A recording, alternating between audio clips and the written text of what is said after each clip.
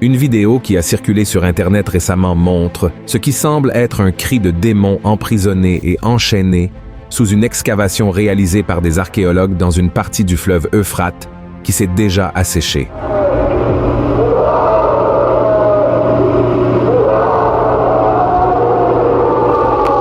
Cette vidéo, qui a terrifié de nombreuses personnes, pourrait même être une création, mais le message qu'elle transmet est vrai. Il existe une prophétie dans la Bible qui révèle qu'au dernier jour, 4 anges déchus qui sont emprisonnés sous le fleuve Euphrate seront libérés pour diriger une armée de 200 millions de soldats qui vont tuer un tiers de l'humanité. Beaucoup de gens ne connaissent pas ce sujet. C'est pourquoi dans la vidéo d'aujourd'hui, nous allons analyser ce que la Bible révèle sur cette guerre mortelle qui aura lieu au dernier jour. Nous allons également voir qui sont ces soldats. Et si vous risquez de faire partie de cet événement, je vous garantis que vous serez surpris. Mais avant de commencer, je vous demande de vous abonner à ma chaîne, d'activer la cloche de notification pour recevoir les prochaines vidéos que je publierai. D'accord? Je veux vous aider dans votre marche avec Dieu chaque jour. Alors, venez participer avec moi. Maintenant, allons-y. Je suis sûr que vous êtes d'accord avec moi qu'il ne fait aucun doute que nous sommes à la fin des temps. Il y a des rumeurs de guerre, des conflits dans plusieurs pays, des changements climatiques effrayants et une augmentation de la méchanceté parmi les êtres humains. La Bible nous a déjà averti que beaucoup de ces choses arriveraient, et les prophéties qui parlent des signes du retour de Christ se réalisent jour après jour. Cependant, il y a un événement que peu de gens connaissent et qui pourrait certainement prendre beaucoup de gens par surprise lorsque tout cela se produira. Je parle de la prophétie que la Bible mentionne dans l'Apocalypse, chapitre 9, sur une armée de 200 millions de soldats marchant dans une guerre mortelle pour détruire un tiers de l'humanité. Et ce qui semble être une scène de film de guerre est la vision que Dieu a révélée à l'apôtre Jean et qui a été décrite par lui dans le livre de l'Apocalypse, chapitre 9, versets 13 à 16. Alors, prêtez une grande attention à ce qui est écrit, car ensuite, je vais expliquer davantage cette prophétie. D'accord? Voici ce qui est écrit. Le 6e ange sonna de la trompette, et j'entendis une voix venant des 4 cornes de l'autel d'or qui est devant Dieu, et disant au 6e ange qui avait la trompette, « Délie les 4 anges qui sont liés sur le grand fleuve d'Euphrate. » Et les 4 anges qui étaient prêts pour l'heure, le jour, le mois et l'année, furent déliés afin qu'ils tuassent le tiers des hommes. Le nombre des cavaliers de l'armée était de 2 myriades de myriades. J'en entendis le nombre. Regardez ceci, frères et sœurs. La prophétie décrit que ce moment se produira peu après que le 6e ange ait sonné de la trompette. Il est important de comprendre ici que nous parlons d'une période de la fin des temps, après la manifestation de l'Antéchrist sur la terre, où il gouvernera les nations avec la promesse d'une paix mondiale. Et c'est pendant cette période que toute l'humanité traversera une grande épreuve pour avoir rejeté Jésus-Christ comme son Seigneur et Sauveur. C'est le moment où les 4 anges déchus dirigeront l'armée de 200 millions. L'événement se produira après le son de la 6e trompette, c'est-à-dire juste après 5 autres événements catastrophiques qui se seront déjà produits sur la Terre. La prophétie révèle que cet événement est déjà planifié et préparé avec 1 heure, 1 jour, 1 mois et 1 année déterminée. Autrement dit, c'est une mission qui a déjà été assignée à se produire. Mais après tout, qui fera partie de cette grande armée? Seront-ce des soldats humains ou des robots contrôlés et commandés par l'Antéchrist? Beaucoup de personnes avancent la théorie que cette armée ne sera pas composée de personnes réelles, mais plutôt de robots construits avec une intelligence artificielle et programmés pour attaquer à la date de la prophétie. Elles croient cela parce que la technologie progresse de manière incroyablement rapide, et il n'est pas difficile d'imaginer un avenir où tout sera automatisé et contrôlé par l'intelligence artificielle. Il existe déjà de nombreux rapports indiquant que cette technologie pourrait représenter un danger pour l'humanité à l'avenir, et les preuves à ce sujet sont effrayantes. Par exemple, une étude récente a révélé qu'il existe plus de 27 milliards d'appareils connectés au Wi-Fi dans le monde entier.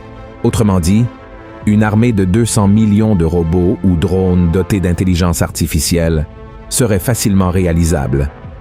Êtes-vous d'accord? Et de nos jours, nous voyons déjà de nombreuses nouvelles sur la fabrication de robots à des fins diverses, que ce soit dans le domaine de la santé, où des robots peuvent effectuer des chirurgies délicates avec précision, dans le domaine commercial, où des machines remplacent déjà les êtres humains, ou même dans le domaine militaire, avec la création de robots capables de tirer, de lancer des bombes et de tuer sans aucun remords ou regret. De nombreux films au cinéma, y compris des productions brésiliennes, explorent la théorie selon laquelle cette armée de 200 millions, décrite dans l'Apocalypse, serait composée de robots dotés d'intelligence artificielle. Nous pouvons voir par exemple dans la série télévisée Apocalypse de TV Record au Brésil, diffusée en 2017, que le personnage de l'Antéchrist commande une armée d'androïdes, des soldats créés avec des technologies avancées et des drones automatisés prêts à envahir et détruire Jérusalem.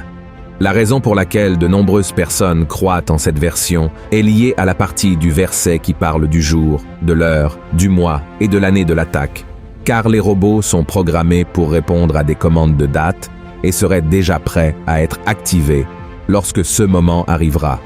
Cette théorie est acceptée par de nombreux théologiens, notamment sur la base d'études récentes menées par le Pentagone aux États-Unis pour la création d'une armée de drones.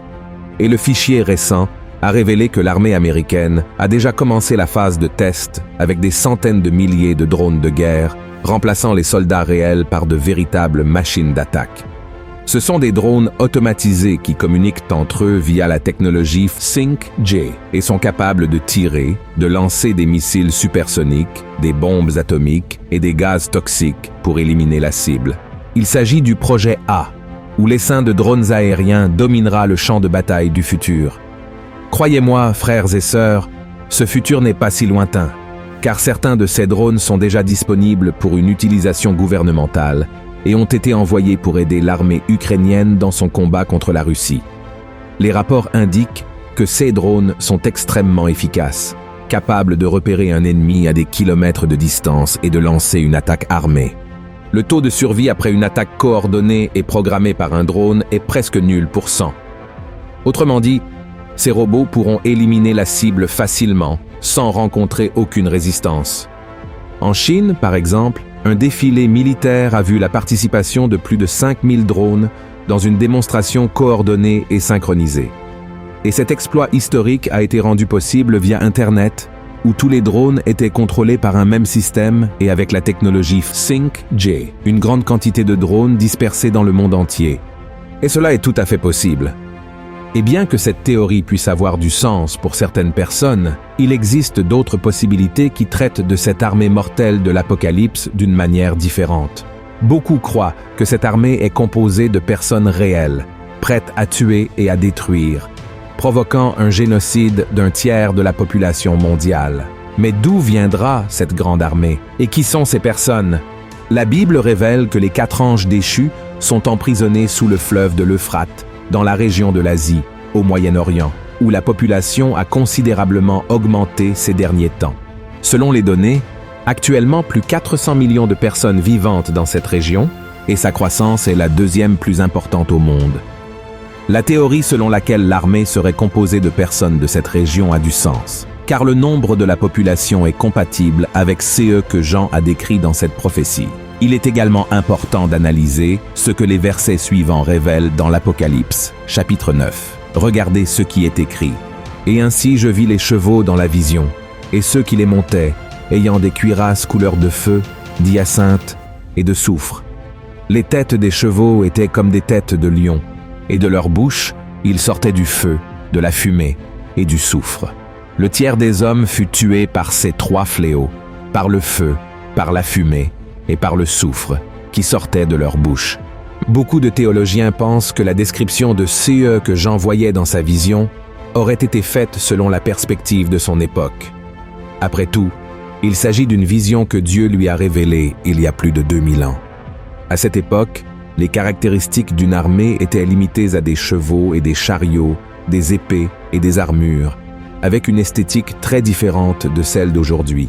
De nos jours, une armée dispose d'armes à feu, de chars et de véhicules blindés, d'hélicoptères, de navires et, comme mentionné précédemment, de drones de guerre. Jean n'aurait pas pu décrire ces caractéristiques avec précision, comme nous les connaissons aujourd'hui. Pour cette raison, la manière dont il décrit les chevaux lançant des flammes de feu amène beaucoup de gens à croire qu'il s'agit de tirs d'armes à feu provenant de chars blindés ou de drones.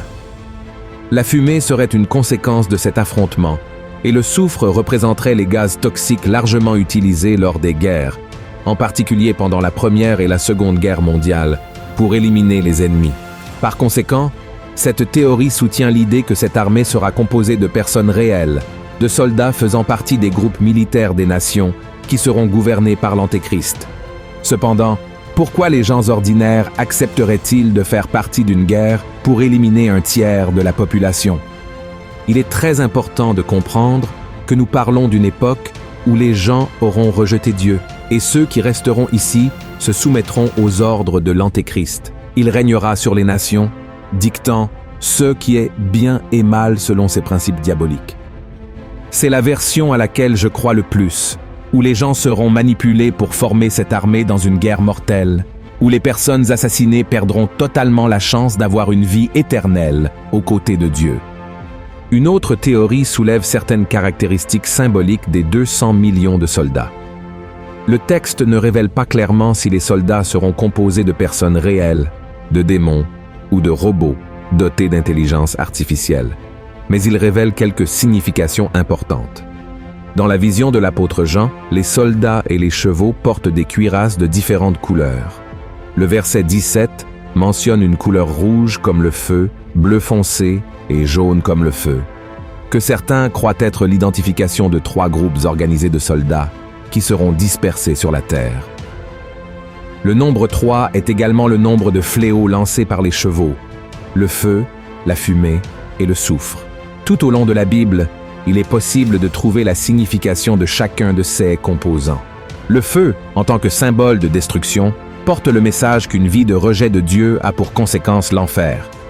Le fumée a une signification symbolique d'invisibilité dans la Bible. C'est quelque chose qui n'existe plus. La combinaison de feu et de fumée peut évoquer l'idée d'un oubli. Ainsi, la fumée après le feu sortant de la bouche des chevaux indique qu'après avoir été détruites par le feu, ces personnes sont tombées dans l'oubli éternel. Elles sont devenues invisibles dans le sens où elles n'existent plus, transmettant le message qu'elles n'auront pas d'autre opportunité de se repentir. Quant à la dernière plaie, le soufre, elle a la signification d'un composant largement utilisé pour maintenir une flamme qui ne s'éteint jamais. Le soufre est mentionné dans la prophétie juste après le feu et la fumée, suggérant que la mort et l'oubli de ces personnes seront éternels sans aucun espoir futur.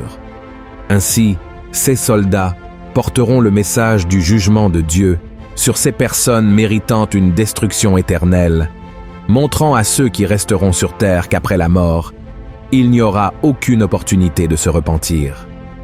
Les versets suivants révèlent que cet événement catastrophique a pour but de transmettre un message à ceux qui survivront. Cependant, même face à ce scénario de grande souffrance, beaucoup continueront leur pratique de péché et d'idolâtrie, rejetant la souveraineté de Dieu. Voici ce qui est écrit dans le verset 20.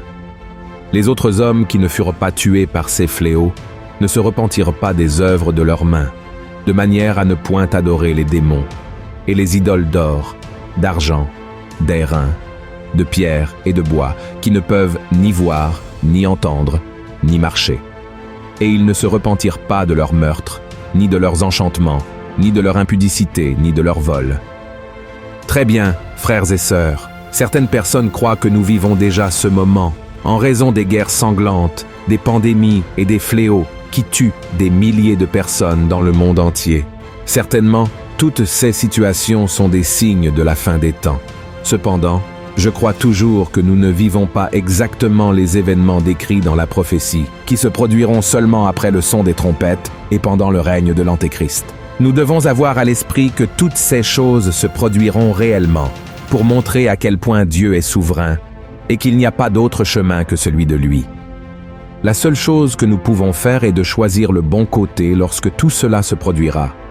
Le côté de la vie éternelle, au côté de Jésus et de son Église, ou le côté de la mort et de la perdition éternelle, subissant les conséquences d'une vie rebelle contre Dieu. La prophétie est très claire en affirmant que tout se passera en un jour et à une heure déterminée. Alors ne perdez plus de temps, car il pourrait être trop tard.